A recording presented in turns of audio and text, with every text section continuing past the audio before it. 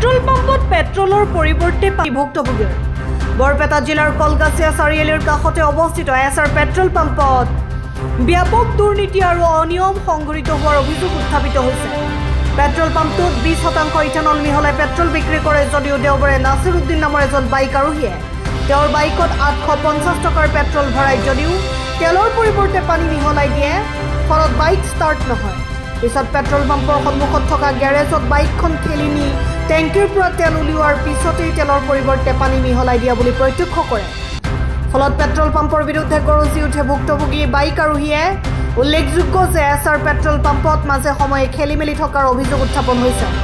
এই কলগাছিয়াৰ এছআৰ পেট্ৰল পাম্পত তেল ভৰোৱাৰ আগতে সাৱধান হ'বলৈ আহ্বান জনাইছে ভুক্তভোগী ৰাইজে। লগতে অনিয়ম সংঘটিত কৰা এছআৰ পেট্ৰল পাম্পৰ বিৰুদ্ধে বিহিত ব্যৱস্থা গ্ৰহণ কৰিবলৈ দাবী জনাইছে ভুক্তভোগী ৰাইজে। মই তাৰমানে এটা 10-15 মানত আহিছোঁ, আহি ইয়াতে গাড়ী চলাই আহিছোঁ। চলাই অহাৰ পিছত ইয়াতে টেংকি চাফা কৰিছোঁ। মই চাফা কৰি মই কৈছোঁ তেল ফুল টেংকি কৰি লৈ যাওঁ। পিছত 810 টকাৰ তেল ভৰাইছোঁ। তেল ভৰোৱাৰ পিছত আৰু গাড়ী ষ্টাৰ্ট নহয়।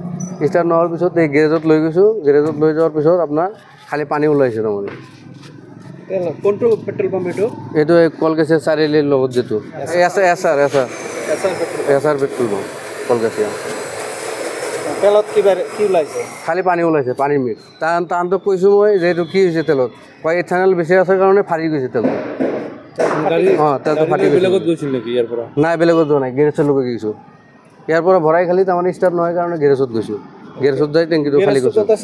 এই তেলডিপুৰ সন্মুখতে আছে, তেলডিপুৰ কাষতে সন্মুখতে 2 নম্বৰী কৰিছে। এতিয়া কৈছোঁ মালিকক ফোন মাৰা, তথাপিও কোনো ৰেছপন্স দিয়া নাই মোক। নাই, ৰেছপন্স দিয়া নাই। বিভাগীয় কৰ্তৃপক্ষক কি আহ্বান জনাব? এইটো বিভাগীয় কৰ্তৃপক্ষক এটাই আহ্বান জনাম, এইটো ভালদৰে তদন্ত কৰক। কি নাম আপোনাৰ? মোৰ নাম নাছিৰুদ্দিন। ক'ত ঘৰ? বালিগিৰি। কি হৈছে তাৰমানে? তেলটো মই দিয়া নাই। কোনে দিছে? তেলটো ঘৰত গৈছে। ঘৰত গৈছে কোনে? যে ডিউটি কৰিছে। পানী কেনেকৈ? কি নাম তাৰ? ৰুল মালিক। তেলটো ক'ৰ পৰা ওলাইছে?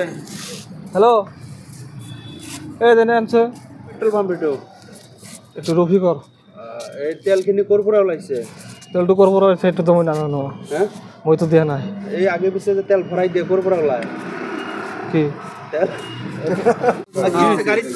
গাড়ী মানে মই তাৰ পৰা কাম কৰি দিছোঁ। পিছত এই তেল ডিপুত আনিছে, তেল ভৰাইছে, ভৰোৱাৰ পিছত তাত গৈছে, গাড়ী আৰু ষ্টাৰ্ট নহয়।